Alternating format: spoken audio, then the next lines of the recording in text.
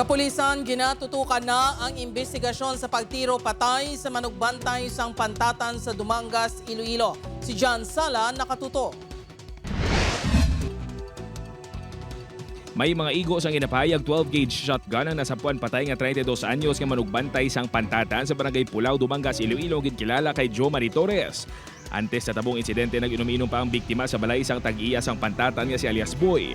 Pagpauli sang biktima pasado alas 11 Domingo sang gabi, nakabati isang 3 kalupok sang pusil ang makaingod sini. Uy, Japon yung sa bataw, ginamo to, giling-ling ko. Siguro may dugo na din sa sabi ko mo to. Pinuka ko na. Sige, jom na siya. Uy, siya ba? Tinawag ko din ang presidente namon eh. Isang sityo nga de. Suno kay Nelter nga nag-i-star lapit sa lugar, nabatian pa sini ang biktima nga nagpamuyayaw matapos ang unang kalupok, kag gilayon man niya ginsundan sang duwa pagid kalupok. Napanilagan ko, wala man tao, wala man may gawlag nga tao, kaya yung ginano ko, ko nagmaoy siya mo. Ang gintawagan kong mga tiyo ko gani, nga tawagan pala pulis, nga ang bata ko diyan, ang sagid sa kapinalupok.